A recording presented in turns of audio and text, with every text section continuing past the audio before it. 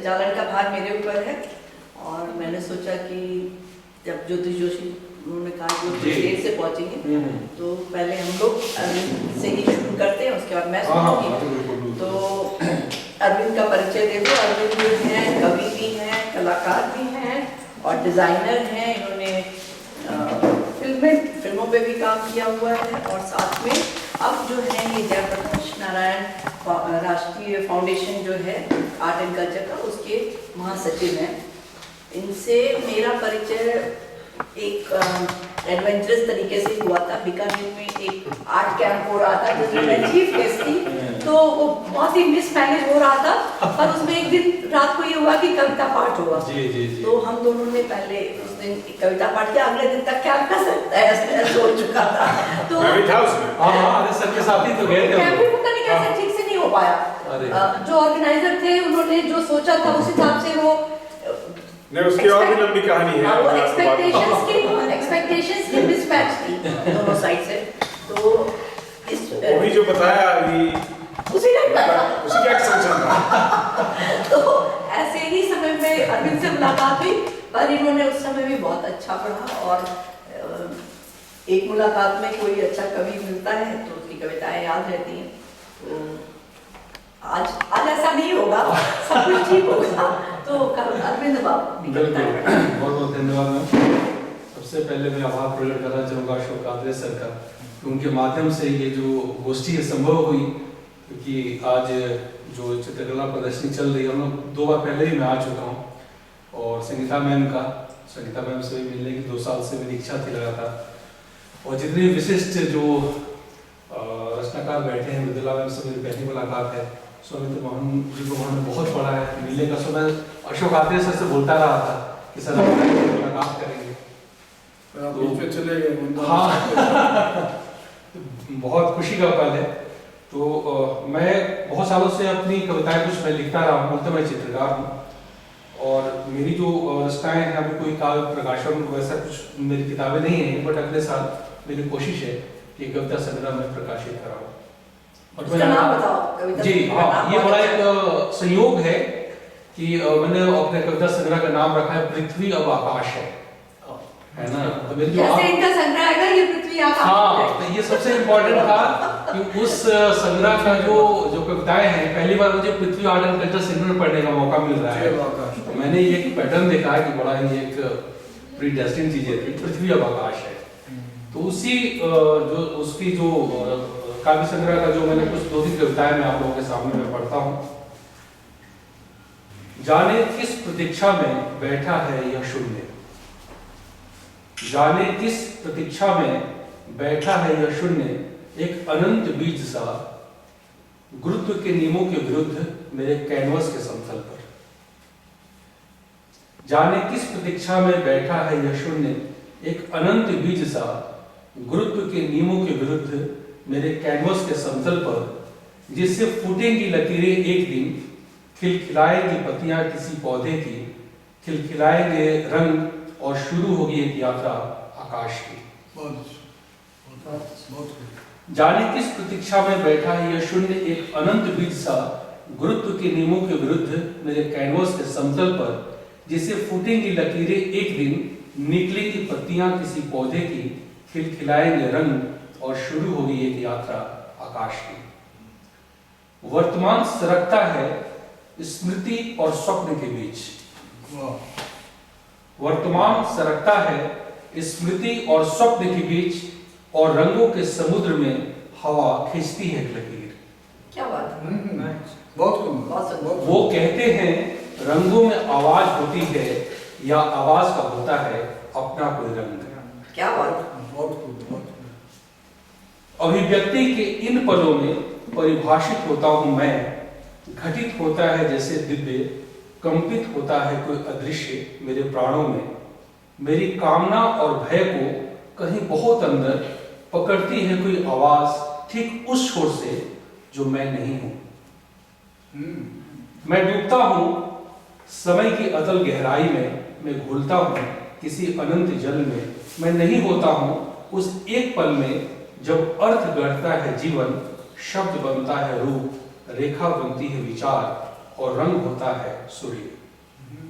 मैं होता हूँ किसी आग्रह, किसी दृष्टि में, शब्द के आकार में, ध्वनि के राग में, रंगों के विस्तार में। मैं होता हूँ अपने विसर्जन में, मैं बसता हूँ कहीं अपने ही सांसों की गति में। जीवन की सारी ऊर्जा, सारे मंत्र, सारी साधना आकाश को छूने का ही उपक्रम है। जीवन की सारी ऊर्जा, सारे मंत्र, सारी साधना आकाश को छूने का ही उपक्रम है। वह जो नहीं है, वह जो है, अनंत अनंत यात्राओं की प्रार्थना और प्रतीक्षा में बैठा, जैसे कोई शून्य, समय के पहले और समय के बाद। क्या बात है, बहुत सुंदर। तो कला करते समय जो भाव में आते हैं, बस उसको मैं शब्द देता हूँ। बहुत सुंदर। ये एक आर्टिस्ट ही लिख सकता है। हाँ, एक्चुअली ये इसी क्रम में एक दो और छोटी छोटी कविताएं हैं। ये कविता है जो मैंने सबको सुनाई थी जब पिछली बार मैं आया था। कुछ होने और नहीं होने के बीच हम हैं। कुछ होने और नहीं होने के बीच हम हैं, हमारा होना कहीं भी हमारे न होने से अलग नहीं। कुछ होने और नहीं होने के बीच हम हैं, हमारा होना कहीं भी हमारे न होने से अलग नहीं। हम वही होते हैं जो हमारी जड़ों में संचित होता है, आस्था, प्रार्थना और नियति की तरह। बीज और स्फुरण के बाद भी जैसे कुछ दिव्य तत्व। मिट्टी में धसकर भी जैसे जिंदा रहती है धूप, दृश्य में प्रकट होकर भी जैसे बचा रहता है अदृश्य।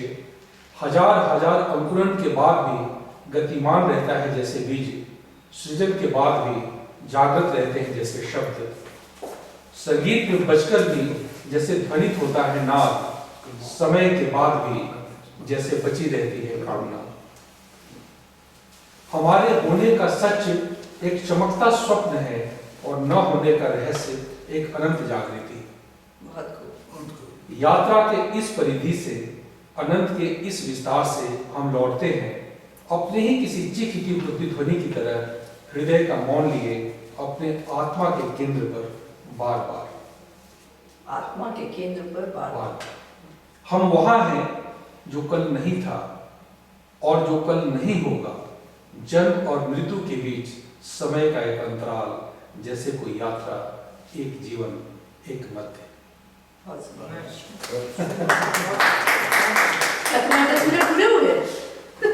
सकता है एक और अच्छा, बस एक छोटी सी मैं अपने टाइम में से दे देती हूँ तुम्हें। नहीं, बिल्कुल एक छोटी सी कविता पढ़ लेता हूँ।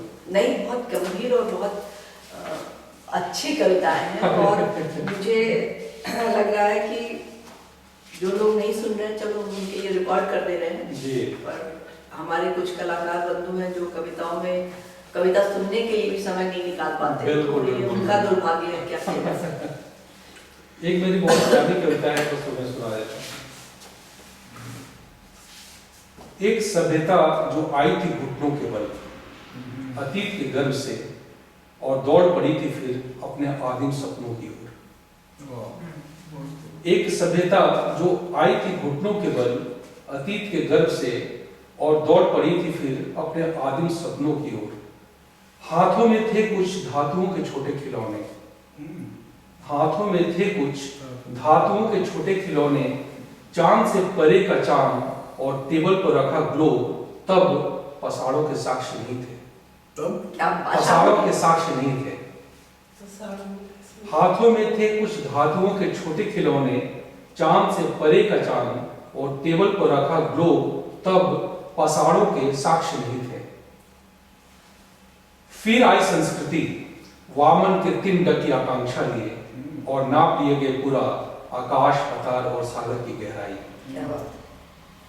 इस तरह राम, रहीम और जीसस एक संपूर्ण आत्मा के खंडित रूप हो गए।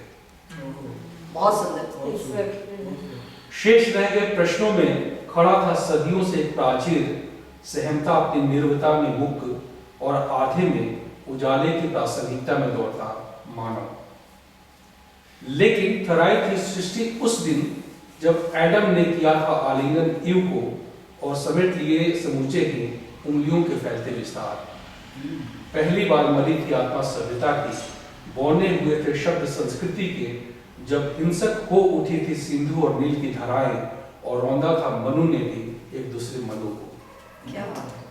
तब से अब जाने कितने निरर्थक हुए हैं अर्थ सभ्यता की, संस्कृति की, उजाले की। अब तो सामने है पूरा प्रश्न, हर अंत से एक नई शुरुआत का जुड़ा होना कितना बड़ा सच होगा। हम इतिहास के अवशेष हैं। थैंक बहुत बहुत कहती और बहुत ही यू। तो अरविंद के साथ दोबारा मुझे पढ़ने का मौका मिल रहा है। तो चूंकि ज्योतिष जी को पढ़ना था, वो अभी तक नहीं पहुंचे हैं, तो उसी क्रम में मैं पढ़ती हूँ। मैं अपना परिचय एक छोटे शेर से देना चाहती हूँ। एक सितारा टूटकर जमीन की खाक छान रहा, एक सितारा टूटकर जमीन की खाक छान रहा। सितारे को हौसला देखो, जमीन को आसमां बना क्या बात है। सितारे का हौसला देखो, जमीन को आसमां बना दे। ये तो इनकी कविता अपनी कुछ छोटी रचनाएं और एक आध नई रचनाएं सुनाऊंगी। ये ऐसी मेरी कोई भी किताब नहीं है जिसकी भूमिका मृदुला जी ने नहीं लिखी है। इस किताब की भी भूमिका उन्होंने ही लिखी है, और इसके पहले की भी किताबों पे किताब का नाम क्या होगा, ये सब को लेकर मैं इनका बहुत सिर चाटती हूँ, और हमेशा इन्हीं से पूछ के कि ऐसा करा जाए क्या, वैसा करा जाए क्या। तो बहुत सारी चीज़ें हमारी साझा होती हैं, और ये बहुत बड़ा मेरा सौभाग्य है कि जब भी मैंने इनसे कभी भी कोई भी जिद की है कि इसको इनॉग्रेट कर दीजिए, इस किताब का नाम क्या होगा, ये कैसे करें, वो कैसे करें, तो ये मेरी हर बात सुन लेती है। जैसे कोई छोटे बच्चे की जिद पूरी कर देता है, तो मेरी हर जिद पूरी कर देती है। और ये भी सौभाग्य है कि इन्होंने मेरे ऊपर एक आर्टिकल लिखा है, गुड मॉर्निंग संगीता, जो इनकी एक किताब का हिस्सा भी है, कृति और कृतिकार का। इनकी एक किताब वंशज है, जो उन्होंने मुझे जब उसका पेपर बैक एडिशन आया तो उसको डेडिकेट भी किया है। तो कभी कभी जो ऐसे टूटे हुए सितारे होते हैं, उनकी किस्मत ऐसे लोग जगा देते हैं।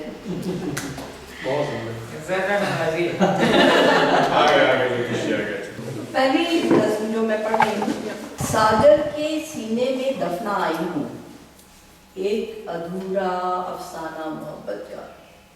सागर के सीने में दफना आई हूँ, एक अधूरा अफसाना मोहब्बत का। कुछ अफसानों की उम्र नहीं होती, ताउम्र निभाना फितरत में सबके शामिल नहीं होता। कागज पर उकेरी नज़में पानी के हवाले कर देना, कागज पर उकेरी नज़में पानी के हवाले कर देना, पानी स्याही के निशान भी मिटा देगा। वक्त साथ देता तो तुम्हारी सांसों पर नज़में लिख देती। मेरी आवाज़ हवाओं के हवाले कर देना, कहीं दूर बंजर के खुरदुरेपन में इजाफा तो करेंगी। मेरी आवाज़ हवाओं के हवाले कर देना, कहीं दूर बंजर के खुरदुरेपन में इजाफा तो करेंगी। तुम आज़ाद हो अब, तुम आज़ाद हो अब मेरी आवाज़ नज़में और हर्फ से। तुम्हारी हद से निकल कर बेहद हो गई हूँ मैं, तुम्हारी हद से निकल कर बेहद हो गई हूँ मैं। एक और छोटी मैं यहीं से पढ़ूंगी। प्यास को नदी नसीब न थी, प्यास को नदी नसीब न थी, प्यास की नदी बना ली। क्या बात है। मोहब्बत दर्द का सैलाब सही, दर्द को हमदम बना लिया। तन्हाइयाँ किस कदर खूबसूरत हैं, तन्हा तन्हा लम्हे लम्हे महसूसा है बस। जिस्म की हदों से आगे रूह से गुफ्तगू में मसरूफ रहे तो जीना इस कदर मुश्किल भी नहीं। क्या बात। जिस्म की हदों से आगे रूह से गुफ्तगू में मसरूफ रहे तो जीना इस कदर मुश्किल भी नहीं। बेखुदी में खुद का पता नहीं होता, कुछ इस तरह जीना आसान कर लिया। क्या इस बात, तरह क्या बात। जीना। मैं आजकल बुद्ध को लेकर थोड़ा सा काम कर रही हूँ, तो मैं वहाँ से भी कुछ एक दो नज़में कविताएं एक लंबी कविता आपको सुनाती हूँ। यशोधरा से संवाद चूंकि माधुरी और कई लोगों ने सुना है, तो उसको छोड़ के मैं बुद्ध के ऊपर नहीं माधुरी जी का ही थोड़ी सौभाग्य रहेगा। सुनना चाहूंगी, इतना अच्छा लगता है मुझे। अच्छा ठीक है, वो इसके बाद सुनाऊंगी। असमय, असमय ये भी कोविड के पीरियड में लिखा था। असमय एक असमाप्त शोक गीत, अब दीपो भव। वह घट रहा जो अघटनीय लगता था, समय घातक हो गया, दहशत की गुंडागर्दी चल रही, इंसान इंसान को मृत्यु बेचने में लगा, अंधकार का साम्राज्य फैलने लगा, संक्रमण का यह काल सबको डस रहा। एक रुदन जो कण से फूटा नहीं, चल रहा है हृदय में। एक रुदन जो कंठ से फूटा नहीं, चल रहा हृदय में निरंतर। एक असमाप्त शोक गीत, मौन में हम गाते। एक असमाप्त शोक गीत, मौन में हम गाते। हम इतने अवश्य क्यों हो गए? देर हो गई बहुत, देर हो गई बहुत, तो क्या पछताने का समय नहीं अब। कहाँ जाएं, किससे पूछें? बाहर जाना संभव नहीं, यात्रा करना भी असंभव। लौटना होगा अब स्वयं के भीतर, लौटना होगा अब स्वयं के भीतर। बुद्ध को जानने और समझने का दावा करते उनकी शिक्षा को जीवन में किसने उतारा? लौटना होगा फिर बुद्ध के पास, लौटना होगा फिर बुद्ध के पास। प्रश्नों के उत्तर वही मिलेंगे। बुद्ध ने हमें सिखाया क्षमा करना, उन सबको जो नहीं जानते कि वे क्या कर रहे हैं। स्वयं को भी क्षमा करना, तभी उपजेगी हम में जीव मात्र के प्रति करुणा। वही सच है, वही पाने योग्य है, बस वही तो पाना है। अब दीपो भव, उठो उठो जलो तुम, उठो जलो तुम अब।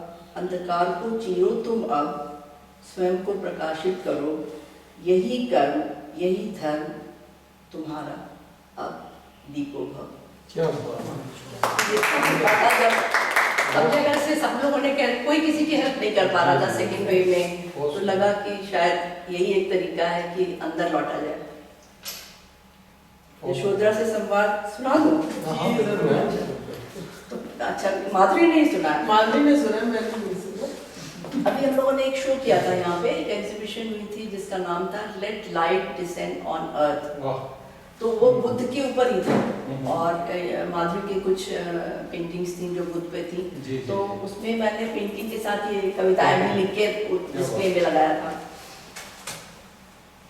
यशोधरा से बुद्ध जो नहीं कह पाए, वो उसको एक गिल्ट फीलिंग होती है, एक साइकिल में रह जाता है कि मैं तो बता के नहीं आया, तो वो क्या सोचती होगी, वो सोच रही है तो मैंने क्यों ऐसे किया। ये बहुत सारे जो दो पति पत्नी के बीच में जो बातें थी, जो एक दूसरे से बोला नहीं था उन्होंने, तो बुद्ध क्या सोच रहे हैं। तो यशोधरा से संवाद, चुपचाप बिन बताए खामोशी से चले जाना सिद्धार्थ की मजबूरी थी। चुपचाप बिन बताए खामोशी से चले जाना सिद्धार्थ की मजबूरी थी। बताकर जाना कहाँ मुमकिन था, बताकर जाना कहाँ मुमकिन था। बताने का साहस जुटा नहीं पाए, दबे पाँव निकल गए। महल के ऐशो आराम छोड़ना फिर भी मुश्किल न था, महल के ऐशो आराम छोड़ना फिर भी मुश्किल न था। यशोधरा तुम्हारा दिल तोड़ना ही नामुमकिन था। तुम्हें गिला रहा, तुम्हें गिला रहा कि बताकर तो जाते, तुम्हें गिला रहा कि बताकर तो जाते। जरा सोचो अपनी मोहब्बत को ठुकरा कर जाने की ताकत कहाँ से लाते। जरा सोचो अपनी मोहब्बत को ठुकरा कर जाने की ताकत कहाँ से लाते। और अगर नहीं जाते तो क्या बुद्ध हो पाते? क्या बात। कभी कभी अपना दिल तोड़ना निहायत जरूरी होता है। कभी कभी अपना दिल तोड़ना निहायत जरूरी होता है। यशोधरा, तुम्हें छोड़कर जाना तुम्हारा दिल नहीं, अपना सब तोड़ना और छोड़ना था। क्या बात। खुद को मिटाना और खोना था, शून्य होना। खुद को मिटाना और खोना था, शून्य होना था। भरोसा था तुम सब समझ जाओगी। भरोसा था तुम सब समझ जाओगी। खुद को और राहुल को संभाल पाओगी। सिद्धार्थ को मुक्त कर सकोगी। फिर एक दिन बुद्ध होकर तुम तक ही लौटेगी। अपने को मिटाकर ही स्वयं को पाना होता है। अपने को मिटाकर ही स्वयं को पाना होता है। यही जानने और सीखने में उम्र लगा दी सिद्धार्थ ने। वह दर बदर भटक कर जान पाए। जो खामोशी से राहुल को पालते हुए तुमने सहजता से सीख लिया था। वाह। तुम माँ थी, तुम्हें सब यूं ही पता था। प्रसव की बेइंतहा यातना तुमने महसूसी थी। खुद को खोना, मिटाना और शून्य बनाना तुम्हारे लिए आसान था। तुम जन्मी थी और जन्मी सहज ही बुद्ध होती है। तुम गिला भी सिर्फ अपनापन जताने के लिए करती रही। तुम गिला भी सिर्फ अपनापन जताने के लिए करती रही। मन ही मन तुम सब जानती थी, क्योंकि तुम तो माँ थी। वाह। क्योंकि